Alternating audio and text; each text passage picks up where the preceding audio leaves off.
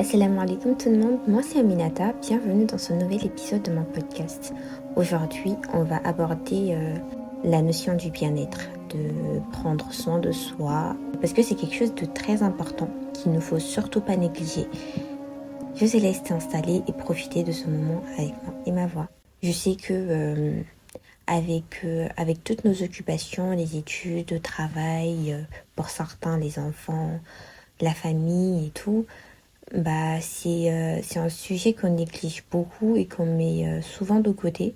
On s'oublie pour les autres, on s'oublie au détriment de nos occupations et finalement on se retrouve avec soit une santé mentale fragile, soit avec une santé corporelle aussi fragile que notre santé mentale. Beaucoup de facteurs rentrent dans notre bien-être. Mais voici quelques points qu'il ne faut surtout pas négliger pour être bien dans sa peau, être bien dans son cerveau, si je peux le dire, mais être bien tout court. Je sais qu'il y a pas mal de personnes qui ne peuvent pas s'octroyer le luxe, entre guillemets, des abonnements à la salle de sport, mais il n'y a pas que la salle pour faire des exercices physiques.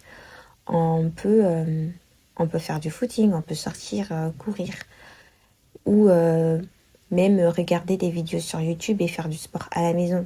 Ça, c'est très important. Je le sais parce que je suis ce type de personne qui néglige beaucoup le sport. Et je sais que c'est quelque chose de très important. J'ai fait, je crois, 2 ou 3 ans sans faire de sport. Et je sais, je connais les conséquences que ça a sur moi physiquement. Je suis essoufflée quand je fais tout et n'importe quoi. Je ne peux même pas courir au-delà de 1 minute, voire beaucoup moins. Quand je lis Al-Qur'an, je suis essoufflée au deuxième verset. Que le verset soit long ou court, je suis essoufflée, je ne peux pas enchaîner des versets. Et ça, c'est frustrant. Voilà pourquoi j'ai décidé, et je ne serai pas la seule, Inch'Allah, j'espère que vous aussi, vous reprendrez le sport comme moi. Il faut aussi beaucoup se poser des questions concernant sa santé mentale.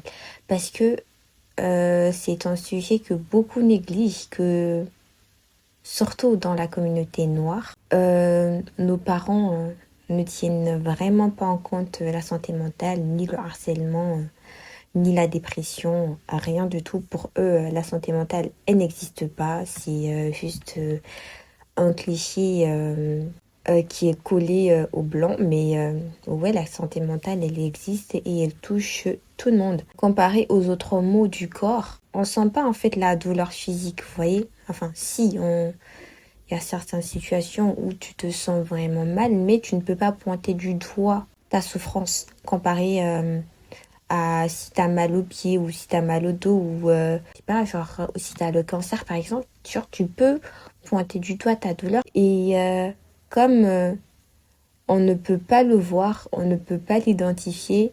Du coup, pour beaucoup, on met ça sur la fatigue ou l'accumulation, alors que non. Ça se trouve que en ce moment même, tu vis une dépression profonde, que tu es anxieux ou que tu souffres d'anxiété sociale, comme moi, par exemple. Avant, je l'ignorais. Mais maintenant, je sais que je souffre d'anxiété sociale quand je suis face à un public ou à des personnes inconnues ou à une foule. Je ne peux rien faire. Je reste figée. Je suis... En fait, mon cerveau se bloque et je ne peux rien faire. Mais j'y travaille, alhamdoulilah, voilà. Il y a, il y a des changements, enfin, il y a des évolutions, alhamdoulilah. Mais je sais qu'il y a beaucoup de personnes qui ignorent leur état mental ou même quand ils voient les signes avant-coureurs, ils se disent non, c'est rien de grave et tout.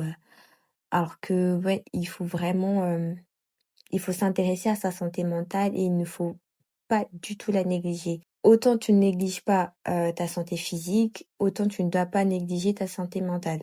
Et c'est un facteur clé pour son propre bonheur parce que la santé mentale n'est pas seulement que des troubles psychiques, C'est beaucoup plus que ça, quoi. Et aussi, il faut pas négliger son alimentation. Euh, Nous les jeunes, ouais, surtout nous les jeunes, on mange tout et n'importe quoi. On surveille très très peu notre alimentation. On se dit tant que c'est mangeable, on le mange.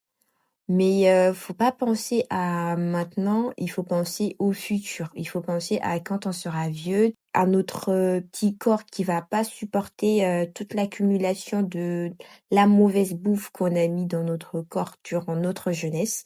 Il y a certains aliments qui nous épuisent, qui bouffent toute notre énergie après les avoir consommés. Donc, il faut faire très très attention à tout ça. Je sais que pour certains étudiants, c'est plus compliqué quand on parle d'alimentation parce que les revenus sont très très faibles. Je prie Dieu pour que cela s'améliore et que vous ne sautiez plus aucun repas. Restez concentrés sur vos études, sur vos projets, sur votre travail, votre job et ne laissez rien vous perturber. Ne laissez pas cette dunya perturber votre objectif principal. Si vous êtes étudiant, concentrez-vous sur vos études et ne laissez pas ne laissez pas votre famille non, désolée, je me suis trompée. Ne laissez pas les hommes diriger votre vie. Ok, mes go? C'est pas n'écoutez surtout pas, vous voyez, cette version de la communauté qui dit ouais la go, les femmes ne sont bonnes que dans leur foyer et les études qu'elles font ne servent à rien et vaut mieux attendre un bon mari et être épanoui dans son foyer. N'écoutez surtout pas cela et restez concentrés sur vos projets. Quant à vous, les hommes qui m'écoutent, ne laissez pas la pression sociale vous faire croire que il est obligatoire pour tout homme d'être riche. Ce qui est obligatoire pour vous, les hommes, c'est de chercher votre subsistance afin de pouvoir subvenir aux besoins de votre famille. Cela ne veut pas dire que il est obligatoire d'être riche, d'être le plus riche des plus riches du monde, mais cela veut dire que il faut avoir un minimum de revenus par mois pour pouvoir subvenir aux besoins de vos familles, enfin de votre famille. Donc, restez concentrés, surtout restez concentrés, n'oubliez pas votre objectif de vie. N'abandonnez pas vos études, n'abandonnez pas votre travail pour X ou Y raison. Vraiment, restez focus. Ne laissez rien ni personne vous détourner de votre objectif.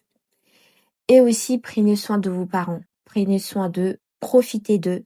Pas seulement de vos parents, mais aussi de vos grands-parents, de votre famille, de votre entourage. Profitez d'eux autant que possible parce que vous ne savez pas, vous ignorez le jour où vous recevrez cet appel où on vous dira malheureusement tel est parti. Déjà de base, je suis une personne qui n'est pas trop appel. Alors je peux vous dire que les appels matinaux là, j'en fais les appels entre 5 heures du mat et 10 heures du matin, je les redoute plus que tout parce que généralement c'est toujours à 6 heures qu'on m'appelle pour me dire t'as perdu telle personne. Et maintenant, à chaque fois que je vois un appel entre cette tranche d'heure, 5 heures, 10 heures du mat, je suis là en mode, oula, qu'est-ce qu'on va encore m'annoncer de mauvais? Profitez de vos familles, profitez de vos parents, cherchez leur bénédiction autant que possible, demandez-leur de prier pour vous autant que possible, tant qu'ils sont en vie. Profitez de... Les parents ne sont pas des personnes parfaites, c'est des humains comme nous, ils font aussi des erreurs. C'est une première fois pour eux d'être parents, c'est une première fois pour eux comme pour nous d'être sur Terre. Ils sont pas la perfection de la perfection, ils peuvent faire des erreurs, ils peuvent se tromper.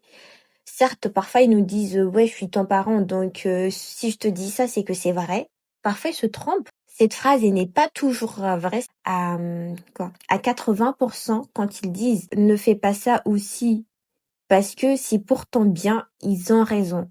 Mais d'autres fois, ils se trompent parce que notre vie, on la vit solo. On la vit pas avec eux. Enfin, certes, ils sont là, mais c'est nous le personnage principal de notre vie. Nos parents, ils sont là comme des personnages secondaires. Ils nous donnent des conseils, ils nous orientent, ils nous guident. Mais quand il s'agit de faire des choix personnels, c'est à nous de le faire et pas à nos parents. Ils vont jouer leur rôle de parents du mieux qu'ils le peuvent, mais ils ne pourront pas jouer ce rôle à 100%. Ne laisse personne te dicter ta vie. Ne laisse pas les gens te dire il faut faire ci, il faut faire ça de ta vie. Alors que ils savent rien de ce que tu traverses, même si certains savent des briques de ta vie, des périodes difficiles ou heureuses que tu as traversées, ils ne connaissent pas ta vie à 100%. Ne les laisse pas te bourrer le cerveau de tout et n'importe quoi. Reste concentré sur ton objectif principal, qui est je n'ai créé les hommes et les djinns que pour qu'ils m'adorent. Reste concentré sur ta religion, sur ta foi. Renouvelle-la à chaque fois parce que la foi, elle s'use comme s'use l'habit.